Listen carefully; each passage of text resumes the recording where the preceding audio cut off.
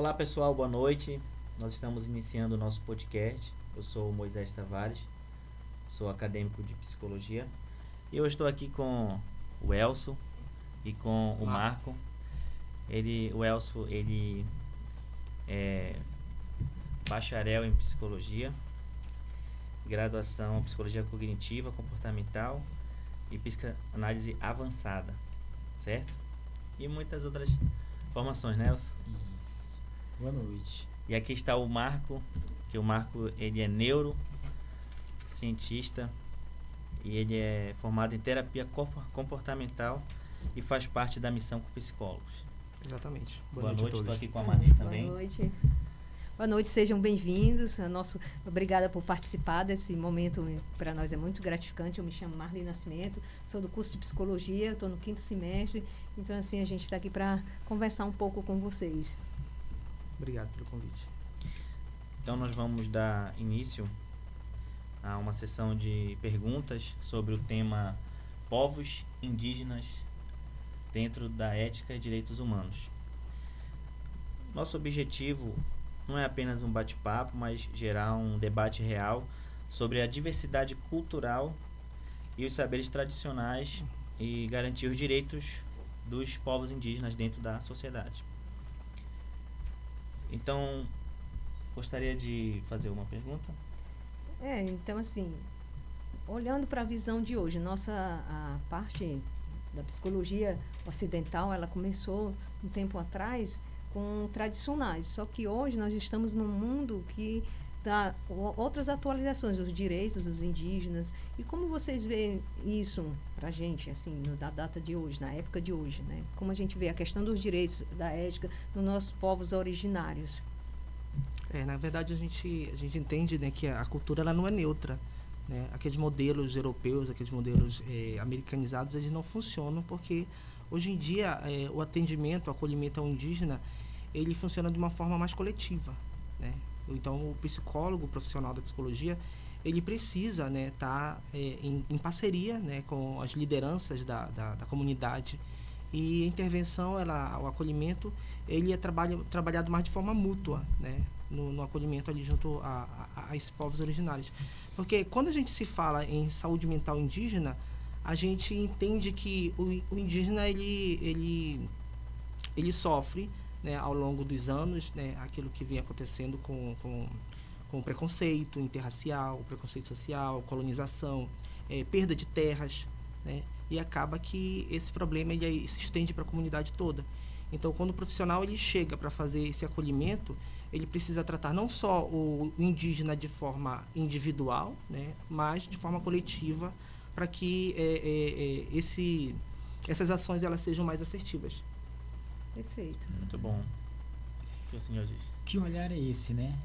Que o psicólogo, o profissional da psicologia hoje pode dizer que ele é um diferencial. Quando se olha para povos indígenas, direitos humanos, a gente pode falar de algo muito mais importante dentro desse contexto.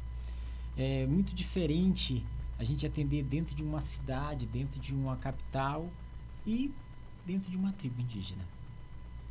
A cultura, o meio a qual eles vivem, né, social, diz muito respeito. A questão espiritualidade também, né, como o nosso olhar, como a nossa escuta, ela tem que ser uma escuta qualificada, uma escuta diferenciada, dando a esse povo o direito de ser quem eles são. De onde vem esse sofrimento? Né? Que sofrimento eles sofrem? O que corrobora para isso? E é sobre isso que a gente vai estar falando aqui com vocês hoje. Perfeito. Um tema que abrange, que é muito importante, é sobre a saúde mental dos povos indígenas. E a gente vê que é em tudo, na questão religiosa, na questão educação, na questão de demarcação de terras, onde a gente vê que quando a sociedade, ou as empresas, ou o próprio governo vão ali construir alguma coisa numa terra que pertence aos povos indígenas, isso abala profundamente o emocional deles. O que é que vocês têm a dizer sobre isso? Sim, é interessante que o psicólogo, né, o profissional, ele tenha uma ampla experiência, né, no acolhimento a esse tipo de comunidade. Né? Porque quando ele chega ali, o indígena, ele tem a visão do seu problema psicológico de uma outra forma. Às vezes ele está com uma depressão ou está com ansiedade, ele entende que ele foi desconectado da sua espiritualidade, ele foi desconectado da natureza, né? E o profissional, o psicólogo, ele não pode invalidar isso. Ele tem que acolher, né? Porque imagina a gente na nossa escuta do consultório ir para uma tribo indígena e dizer, não, você está com um determinado CID. Então aí é bem complicado, mas a gente tem que se conectar a eles, entender o que é a natureza, o que a natureza exemplifica para ele, o que aquilo importa, o que a mata, o que é a sua espiritualidade. O pajé, então, ele tem um papel fundamental. O psicólogo, ele tem que se aliar ao pajé, que é o responsável daquela tribo, e também ouvi-lo, né, para ver o que está acontecendo, o que trouxe alguma mudança no comportamento deles, né, para que possa atuar de uma forma também mais direta. Perfeito. Quer concluir, Marcos? Sim. Você falou a questão, seu Marcos, que a parte da saúde mental é a questão do coletivo, né? Em relação aos indígenas, que a gente sabe que é isso mesmo. Sendo assim, nós vimos que há uma estatística muito grande de suicídios, né, entre os povos indígenas, principalmente nos adolescentes, nos jovens, porque eles estão sendo invadido a questão do território deles. Então, assim, no modo geral, como psicólogos, vocês veem que a principal característica seria a questão mesmo do território, começaria por aí? Passando para esse contexto, quando se fala de territorialidade, terras, propriedade, o índio ele não vê desse jeito, o indígena ele não vê assim, ele vê aquilo ali como parte dele, parte da cultura, parte social da vida dele. Então, olhando tendo essa visão, este olhar, a gente pode dizer que quando eu tiro isso dele, eu estou tirando algo muito importante. Ou seja, vida dele, né? A vida dele, a cultura, porque ele vive e sobrevive da terra, né? Foi ali que ele aprendeu a lidar com a vida. Olha, tu vais caçar, tu vais plantar, tu vais colher. Então, tudo isso aí engloba não somente a territorialidade, mas um todo, pois nós somos um sujeito formado bio, psico e social, falam, né? Eu costumo dizer, porque tem autores que já reforçam que nós somos um ser bio, psico, sócio e espiritual. Está tendo um debate, por sinal, muito grande, né, a respeito disso. Mas se tu tira o espiritual, tu tira a visão geral deles. Como ele mesmo que falou, o Marcos. E o pajé? E que cultura eles têm? Né? Como é que eu vou ouvi-los? O psicólogo, ele deve se despir dessas culturas e sociedades a qual a gente vive no geral, para poder ter a escuta qualificada, para poder entender como eles vivem, como eles lidam com a própria, né, meio de viver, com a própria sociedade em si, né? A grávida, quando fica grávida, uma índia, como é que ela lida com isso? O pajé, nós tomamos aqui, nós vamos na farmácia e compramos um remédio para dor de cabeça, né? Mas de onde eles tiram a medicação deles? Da própria terra, da planta, não é isso? Então, olha a importância de como a gente precisa ter essa visão e ter esse olhar. O sofrimento psíquico, ele vem por diversas áreas, por diversas maneiras de como a gente vive, de como a gente lidar com isso. Então, o psicólogo, ele realmente ele tem que ter esse olhar, ele tem que ter a capacidade de adentrar, independente de qualquer área, e ter essa escuta.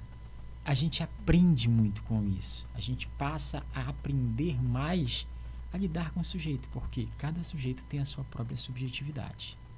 Perfeito. Sim, ao invés dele tentar explicar o outro, né, o psicólogo ele tem que atuar junto com o outro. Isso. Ao invés de tentar explicar por que aquilo acontece, né, ele tem que atuar junto para poder identificar essas intercorrências. Falando no roubo da sua territorialidade, da sua cultura, a gente também vê nos dias de hoje o roubo assim da permissão que eles têm também de evoluir como pessoa. Né? Hoje, quando a gente vê um indígena com um telefone celular, com um veículo, morando na cidade, então acaba que vem aquele questionamento, aquele apontamento, principalmente nas redes sociais. Isso também traz, né, um sofrimento psíquico para eles.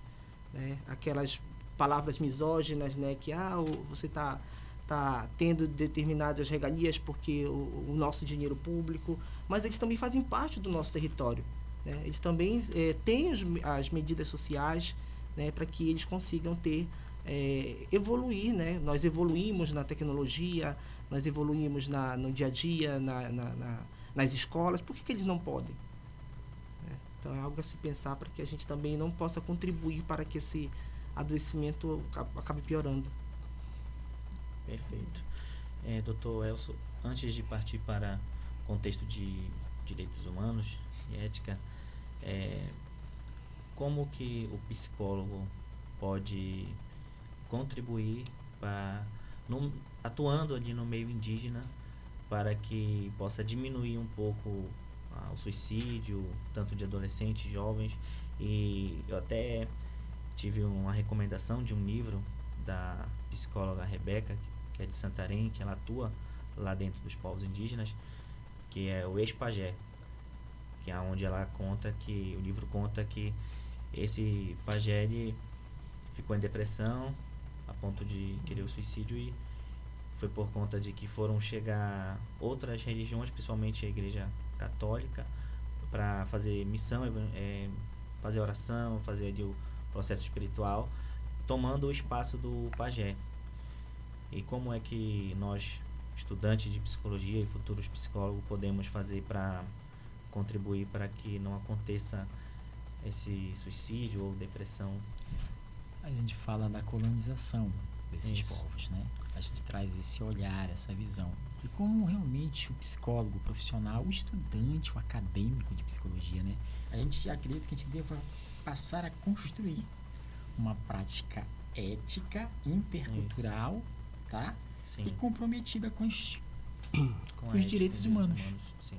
A partir do momento que a gente passar a construir essa ética, essa escuta, né, voltada aos direitos humanos, a palavra mesmo diz, é muito bonito, né? Direitos humanos, é lindo, né? Mas até onde esse direito realmente está sendo exercido? Na prática, né? Na prática.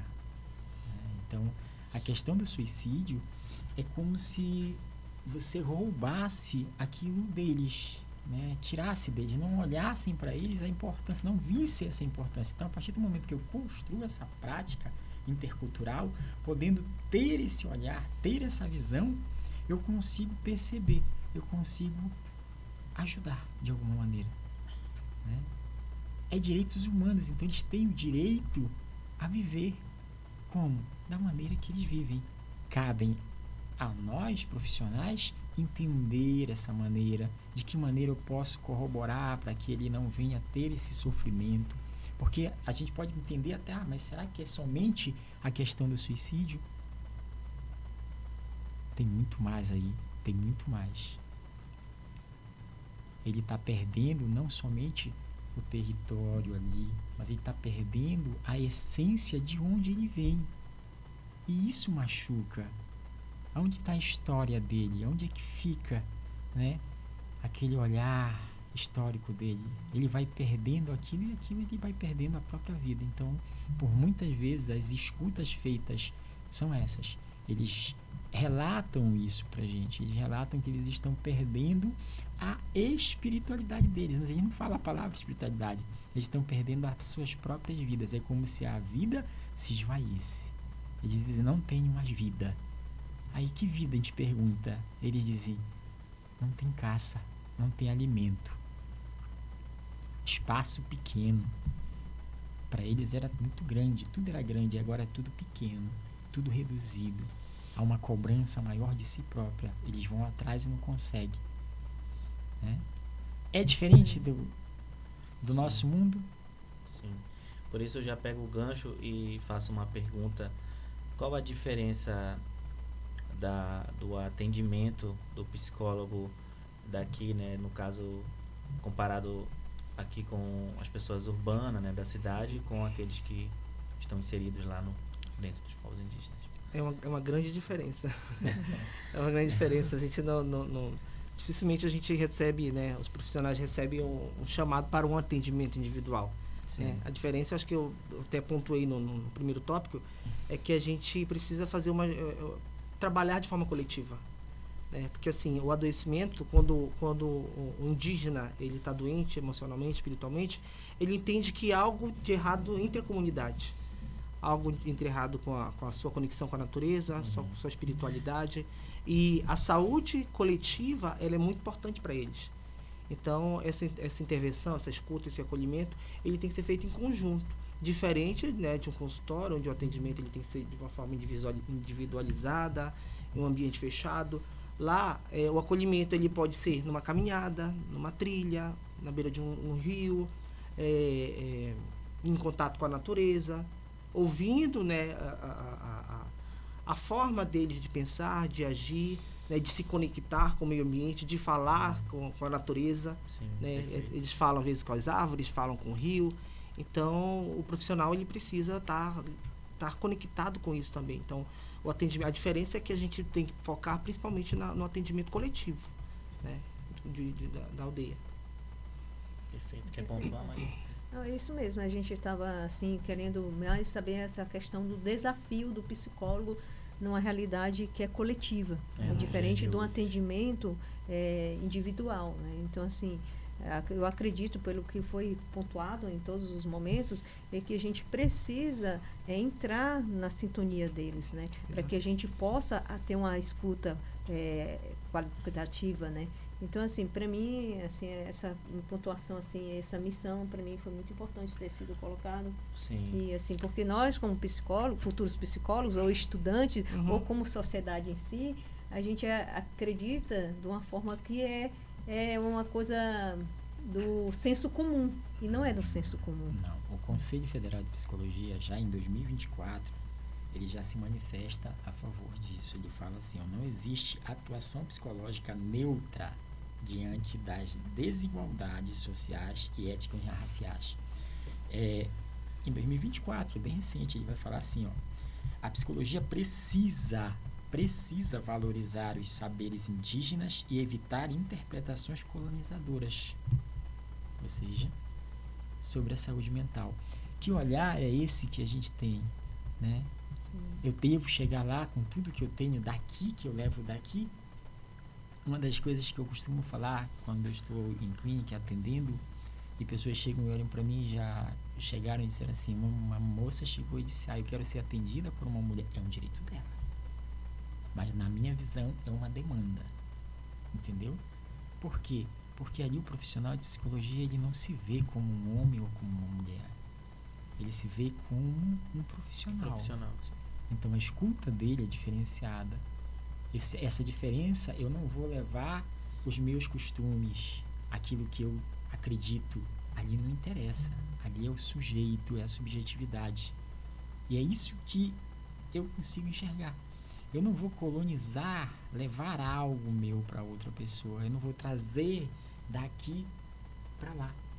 Mas eu vou receber deles, eu vou aprender com eles. A coletividade é quando todos ali, eles trabalham em uma só unidade, em prol da tribo. Então, o meu olhar passa a ser dessa mesma atuação. Quem já teve a oportunidade de visitar uma tribo, e a gente chega lá, a gente fica assim, e aí, como é que é? O que vai acontecer? O que eu vou fazer, né? Aí vem lá aquela cuiazinha. Eles não falam nossa língua, eles já vão lá e te oferecem lá. Toma aí. Vamos dizer assim, toma aí. Tu vai olhar, tu vai, que isso, né? E aí? É um costume deles. Eles estão te recebendo e te oferecendo algo. A gente não oferece um cafezinho quando a gente chega, né? Uma forma de criar o vínculo também, eles né? têm isso. Aí uma vez eu cheguei numa tribo dessa, né? Chegaram com uma cuiazinha, tava eu e um amigo meu. E eu disse, e agora? Né? Aí a gente sentou, eles deram, né? Aí o meu amigo pegou, bebeu. Quando eu vi ele beber, do nada ele começou a ficar, né? Aí eu olhei pro lado, aí eu distraiu e fui pra trás, né? Não bebi, mas claro, não deixei eles verem. Mas ali participei daquele momento. Então isso acontece, a gente tem que saber como lidar com isso, né? Sim. Eles vão querer te ensinar, eles vão querer te apresentar a vida deles, entendeu? E que olhar é esse? Eu vou julgá-los? Não, eu vou acolhê-los. Então, o psicólogo, ele tem que aprender a reaprender todos os dias com o outro, com essas subjetividades. Esse é o diferencial do profissional da psicologia, do acadêmico da psicologia. Perfeito, perfeito, doutor. É interessante também, uma coisa que me chama a atenção, eu ainda não visitei uma tribo indígena, uma comunidade indígena. Então, eu tenho uma curiosidade, o senhor disse que já visitou. Como funciona lá a parte cultural dele, da alimentação? É caça. Caça, né? Caça. Sim. E sobrevive por meio da pesca e da caça. Da pesca, né? Da Certo. pesca, da caça. Então eles cultivam os seus alimentos, os frutos, eles vão atrás disso, né? E a gente já vê hoje, né, os jogos deles também, como é feito, né? A luta que eles fazem também. As brincadeiras que a gente olha assim e vê, não tem, meio tem, só que é diferente. É do jeito deles, do olhar deles, a forma que eles brincam, a forma que eles cantam, as músicas. Tudo isso faz parte do quê? Do meio social. Olhando para nós, o biológico deles eles tratam por meio da reza, do pajé, né, da pagelância, da medicação natural, né? A música deles eles também cantam, né? Eles aprendem a ouvir a natureza. Que tal se todos nós aprendêssemos a ouvir, né? Seria muito bom. Os cânticos dos pássaros, muito bom. Então tudo Sim. isso é o diferencial de um povo, é o diferencial de uma cultura. Então esse olhar a gente precisa ter. E que bom que o Conselho Federal de Psicologia já traz isso. Ele já desmistifica isso.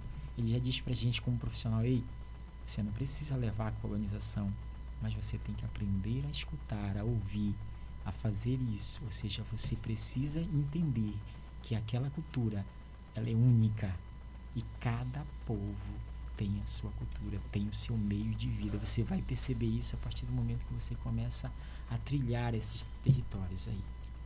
Perfeito, perfeito. Uma pergunta para o Marco. Tá chegando algumas perguntas agora aqui dos nossos alunos. E essa pergunta diz assim: que práticas, métodos ou abordagens psicológicas você considera mais adequadas e respeitosas para avaliar e intervir em contextos indígenas, levando em conta cosmologias, línguas e estruturas comunitárias?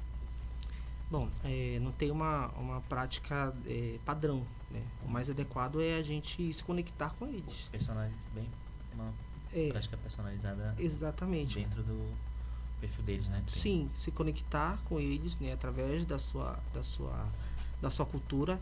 E inclusive ele fala sobre a linguagem, algo muito importante, porque existem mais de 270 linguagens indígenas, né?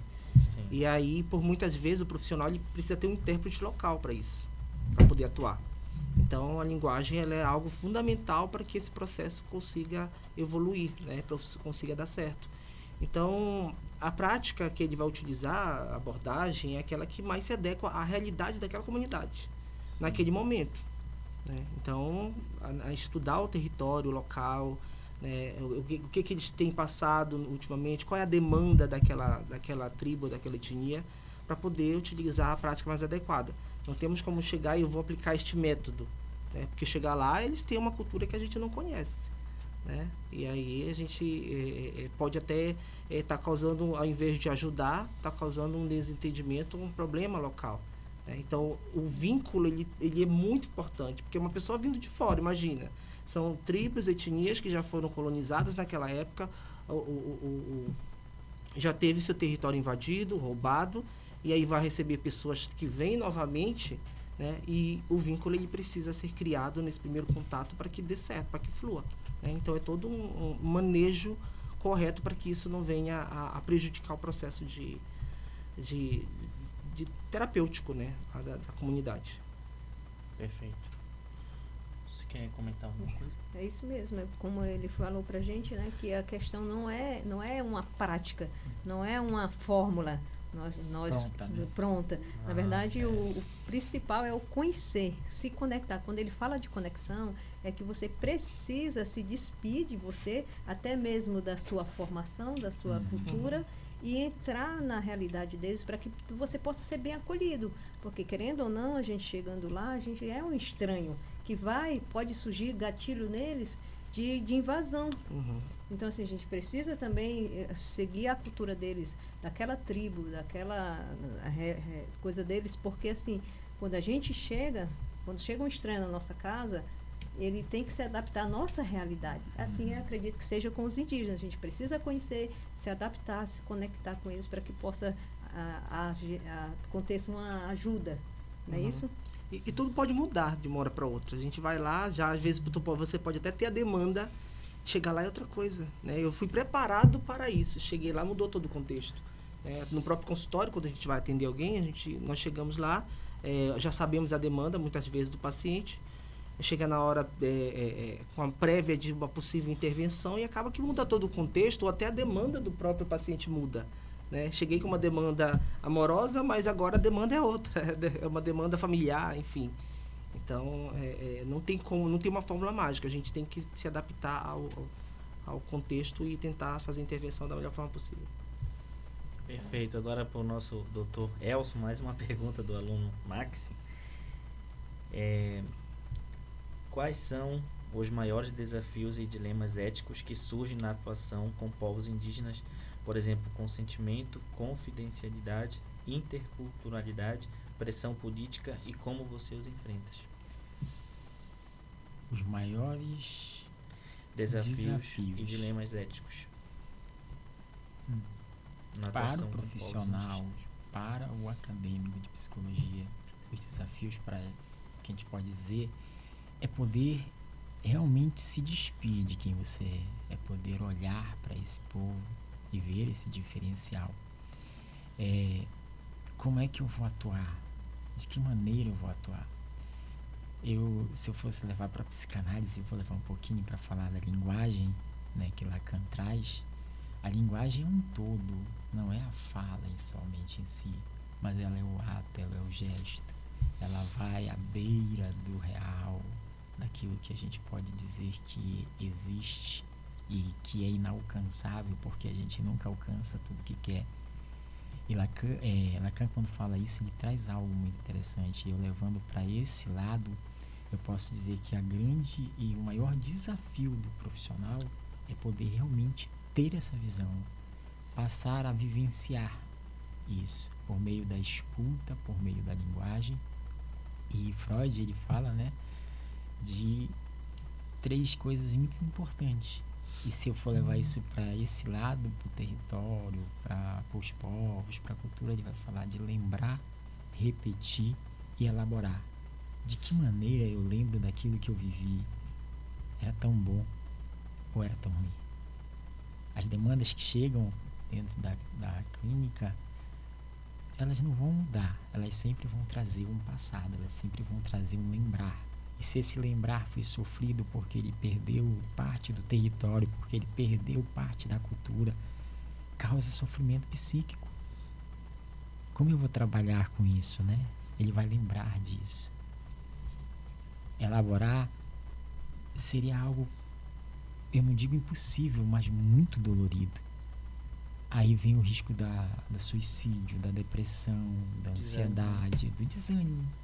Eu passo a desacreditar naquilo que querem me garantir como direitos humanos. Os direitos ali, olha, direitos até onde eu tenho esse direito? Tendo meu território sendo tomado, sendo roubado, de que maneira eu vou lembrar tudo isso? Então, o maior desafio é realmente a gente poder acessar isso, ter essa conexão como o Marcos aqui trouxe. Porque eu não vou lidar com um sujeito, mas sim com um povo, um grupo. Coletivo, né?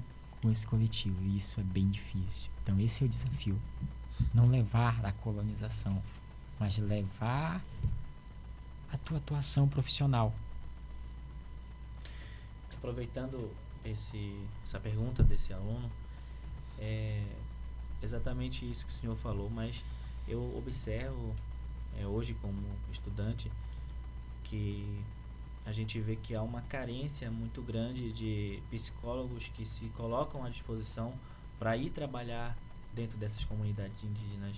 Eu queria entender qual seria o real motivo disso. Será que é baixa remuneração ou é a questão da cultura mesmo? O que você tem a dizer sobre isso? O nosso trabalho também, que a gente tem um trabalho de voluntários, né, que a gente faz nas ilhas, faz com outros tipos de comunidades, às vezes é a falta do profissional disponível. Então tem duas situações. Às vezes, na maioria das vezes, o atendimento ele é voluntário, né? E tem um atendimento por profissionais mesmo do governo, da saúde, né? E aí já não tem como ter essa falta, né? Porque é alguém que escolheu, né? Fez concurso, escolheu desempenhar essa profissão.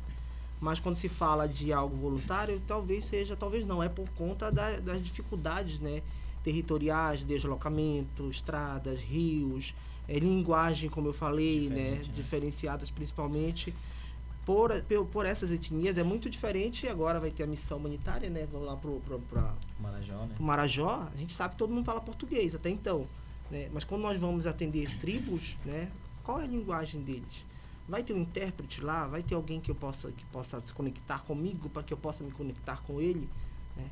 Então, são essas as dificuldades que tem. Às vezes, o medo também de estar próximo, né, de uma comunidade que eu não conheço. Né? Por muitas das vezes, daquilo que nós vemos na mídia, né? Às vezes, de algum risco de chegar próximo. Né? Então, é algo bem mais específico, né? Diferente de uma ação, como falamos agora há pouco, em uma região nossa aqui próxima, conhecida como a Ilha do Marajó. Perfeito. Já caminhando para o final, tem mais uma pergunta do aluno agora sobre lei e direitos humanos.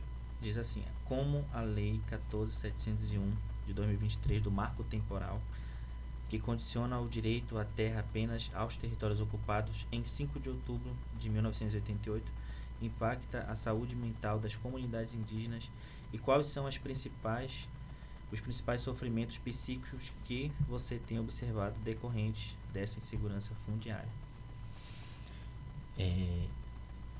Agora há pouco eu comentei um pouco sobre isso, a perda da territorialidade, né? A Sim. perda do espaço, né? Essa lei ela era para proteger, né? A gente sabe disso, é uma lei que era para proteger. Inclusive, eles estão indo contra essa lei do marco temporal, né? Os povos indígenas, para que não seja aprovada, né?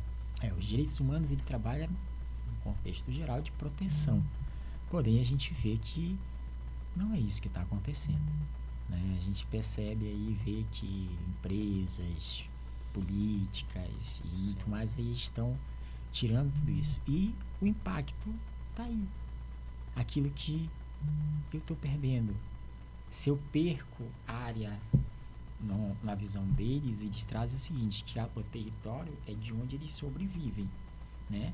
Então é dali que eles tiram o sustento para eles, o sustento para a coletividade, para o grupo deles, para o povo deles. E quando isso vai diminuindo, né, eles acabam perdendo aquilo que eles tinham mais de alimentação, né, de plantação. Então tudo isso aí vem os outros contextos sociais, doenças adentram ali, né, aquilo que começa a acontecer. De que maneira eu poderia garantir isso? Bastava cumprir o que diz aí os direitos humanos. Se fosse cumprido, estava tudo bem, né? Mas a gente infelizmente não vê isso. Sim. O que causa o sofrimento psíquico é a perda de si mesmo, daquilo que ele era, daquilo que ele é e quer permanecer sendo e não pode mais. Perfeito. Quer contar alguma coisa, Marli? A gente tem que agradecer assim, pela disponibilidade de vocês terem aqui participado conosco desse podcast. Então, assim, para nós é uma gratificação aprender com vocês a experiência, né? Então, assim, a gente finaliza como um agradecimento pela participação, pelo acolhimento, pela disponibilidade de vocês. É exatamente isso. já está acabando o nosso tempo. Façam como diz o professor Ramon de Neuro. Passou rápido, né? Foi muito bom esse tempo aqui com vocês. E é isso que a Marli está agradecendo. Eu quero agradecer também. É uma honra. Eu sei que vocês são muito ocupados e foi difícil conseguir trazer os dois, confesso. Mas nós, como estudantes de psicologia, nosso grupo compõe 7 pessoas. E nós queremos agradecer ao Dr. Elson, ao Dr. Marco, por ter vindo aqui. Eu acredito que daqui também vai nascer uma amizade e a gente possa estar se ajudando futuramente. Um conselho que eu deixo para todos os acadêmicos, vocês tá? podem fazer as considerações finais. De psicologia. Tenham a profissão de vocês com muito amor. Ajam com muito amor. Porque eu acredito que o verdadeiro psicólogo só é aquele que realmente ama. Ame-se a si próprio primeiro, tá? Para poder realmente ter essa capacidade de amar o outro, ou seja, de enxergar isso no outro, de ter essa escuta qualificada. Quando se falou aqui da ação, a cidade que a gente visita é Melgaço, já há 5 anos. Era o pior IDH do Brasil. Hoje não é mais. Profissionais, médicos, psicólogos, terapeutas se doam para isso. Então, ser psicólogo e estar com um psicólogo é o diferencial. E isso não é para qualquer um. É para quem realmente se desafia nesse mundo, nessa complexidade que vivemos hoje. Obrigado. E lembrar que para finalizar, defender os povos tradicionais é defender a história, né? A nossa ética profissional, a ética social. E eu quero agradecer também, né, a oportunidade de voltar a este lugar, né, esta faculdade que nos acolheu por anos e nos formou, né? E eu me coloco à disposição também para caso necessite do nosso suporte devido. Muito obrigado. Com certeza, provavelmente vamos precisar. Tá bom? Muito obrigado. Obrigada. Muito obrigado. Obrigado a todos. Obrigado.